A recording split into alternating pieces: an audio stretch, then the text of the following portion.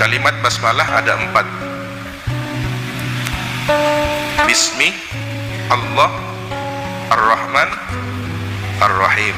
Jadi ada 4. Bismi 1, Allah 2, Ar-Rahman 3, Ar-Rahim 4. Ini isyarah, petunjuk sebagai pertolongan Allah kepada hamba-hambanya yang muslim untuk menghadapi setan. Setan itu bersumpah untuk mengganggu manusia dari 4 arah: dari depan, dari arah belakang, dari samping kanan, dan dari samping kiri. Maka Allah menghadiahkan bacaan basmalah yang tersusun terdiri dari 4 kalimat ini agar supaya tidak membahayakan, ya, gangguan setan itu tidak membahayakan orang yang membaca Bismillahirrahmanirrahim. Ini salah satu rahasia bacaan Bismillahirrahmanirrahim, akan dijaga, diselamatkan dari waswasah, bisikan-bisikan setan.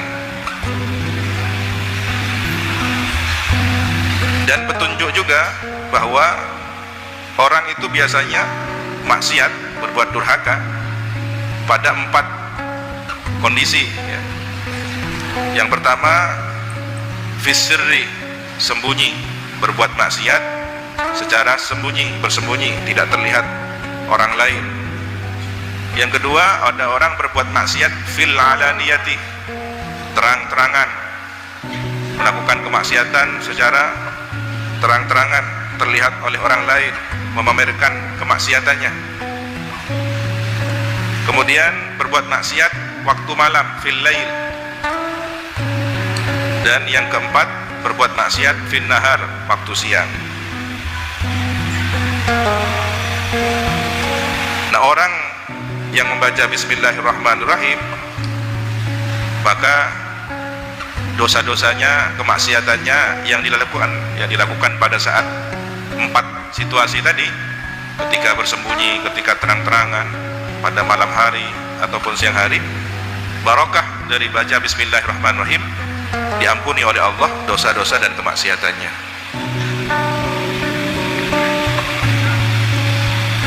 Rahasia baknya bismillah, bak Bismillahirrahmanirrahim, di situ bermakna bara'atullah, pembebasan dari Allah. Ini orang-orang yang akan mendapatkan kebahagiaan di akhirat. Barokahnya Bismillahirrahmanirrahim, ada isyarah baknya itu bermakna bara'ah, pembebasan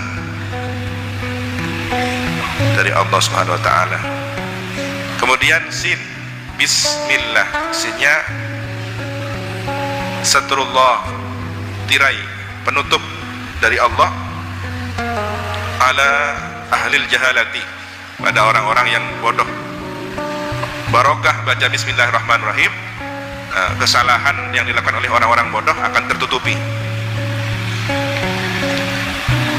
Jadi orang baca bismillah itu kesalahannya akan ditutupi oleh Allah Subhanahu wa taala. Mim, bismi, mimnya mahabbatuhu li ahli Islam. Mimnya adalah mahabbah, cinta Allah, cinta dari Allah kepada orang-orang Islam. Kemudian lafzul jalalah, Allah, ada alif di situ. Alifnya adalah ulfatuhu, belas kasih Allah. Wallam, lamnya Allah, ada lam. Latafatuhu, kemahalembutan Allah. Allah, haknya hidayatuhu, hidayah petunjuk Allah. Kemudian Ar-Rahman, ada ra, ra-nya Ar-Rahman, ridwanuhu, keriduan Allah yang akan diberikan kepada orang-orang yang terdepan, al-sabiqin, orang yang berlomba-lomba terdepan. Maka berbahagialah para santri yang berada di shaf pertama. Shaf pertama ketika sholat berjamaah, Shaf pertama ketika di majelis taklim, di kelas, di madrasah, akan mendapatkan ridho dari Allah Subhanahu wa taala. Dan rahasia dari shaf salat itu adalah derajat kemuliaan yang Allah berikan. Maka berbahagialah shaf yang pertama, setidaknya berada di shaf yang kedua kan ya. Motivasi bagi para santri untuk berlomba-lomba terdepan dalam kebaikan, bukan terdepan dalam pelanggaran ya. Kalau urusan pulang dari masjid, pulang dari madrasah paling depan, bukan, tapi terdepan ketika hadir dalam pelaksanaan sholat berjamaah, terdepan dalam majelis ilmu. Kemudian taknya, haknya ya, hak ar-Rahman, ada hak setelah ra, haknya itu sifat hilim. Allah Maha Pengampun, tidak segera memberikan siksa, ditunda, diberi kesempatan. Itu namanya hilim, sifat hilim. Halimun, orang yang santun, tidak mudah marah. Al-Halim, Allah yang Maha Halim, tidak mudah memberikan siksa, diberi kesempatan untuk bertaubat. Kemudian Ar-Rahmanir Rahim, ada mim sebelum nun, itu setelah ha ada mim ya. Minnatuhu 'alal mu'minin, anugerah Allah kepada orang-orang mukmin. Kemudian nun Ar-Rahmani, nunnya adalah nurul ma'rifah fid dunya, cahaya mengenal Allah semasa di dunia. Wa nurut ta'ati fil uqbah, dan cahaya ketaatan kelak ketika di akhirat akan mendapatkan cahaya baik secara zahir maupun secara batin.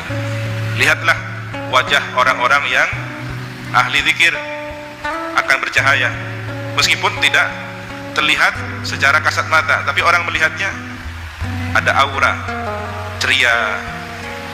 Bukan urusan masalah kulit ya, meskipun di glowing.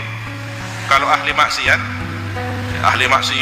ahli durhaka, bahkan ingin masuk neraka, ingin pesta di neraka, secantik apapun orangnya ya, di glowing pakai apa, tetap auranya kelam, sordep, ya bes peteng, padahal sudah mengkilau. Jadi bukan ukuran fisik ya. Sementara ada orang yang berkulit hitam seperti sahabat Nabi Sayyidina Bilal bin Rabah, meskipun hitam legam tetapi ada aura keceriaan. Kenapa? Beliau selain memang ahli ibadah, adalah muadzinu Rasulillah, juru adzan Rasulillah ya. Beliau tidak mau lagi adzan sepeninggal setelah wafat Rasulullah, karena terkenang ketika membaca asyhadu anna Muhammadur Rasulullah, beliau tidak mampu lagi meneruskan, nangis. Daripada setiap adzan nangis, tidak adzan ya.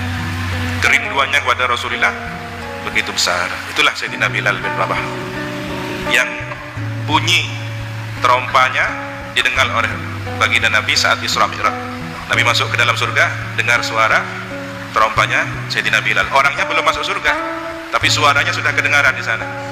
Tanda bahwa pemilik terompa ini, suara terompa ini kelak pada saatnya nanti akan masuk surga. Ditanya oleh Rasulullah, punya amalan apa? Ternyata amalan yang paling sering dilakukan oleh Sayyidina Bilal setiap usai wudu ya, ba'da wudu, sholat sunnah. Tuh. Maka kalau ingin menjadi ahli surga, sudah mendapatkan kabar berita masuk surga padahal masih berada di dunia seperti Sayyidina Bilal, istiqomah setelah sholat, setelah wudu, sholat sunnah 2 rakaat. Sholat sunnah apa namanya? Ya ba'diyatul wudu, sholat sunat ba'diyatul wudu. Kita lanjutkan, setelah mim ada nun, nun cahaya, nur. Kemudian setelah nun kita langsung ke ya, karena rohnya sudah dibahas, hak juga sudah dibahas, langsung ar-rahim ya. Iyanya yadullah, pertolongan Allah. Jadi orang yang baca bismillahirrahmanirrahim akan mendapatkan pembebasan dari Allah, akan ditutupi aibnya oleh Allah, akan dicintai oleh Allah, mendapatkan belas kasih sayang Allah, kelembutan dari Allah, mendapatkan hidayah dari Allah, mendapatkan ridha Allah, dan mendapatkan hilim, tidak segera disiksa tetapi diberi kesempatan untuk bertaubat. Kemudian akan memperoleh anugerah yang luar biasa, mendapatkan cahaya dari Allah, cahaya kemakrifatan dan cahaya ketaatan, serta akan mendapatkan penjagaan khusus dari Allah Subhanahu wa taala.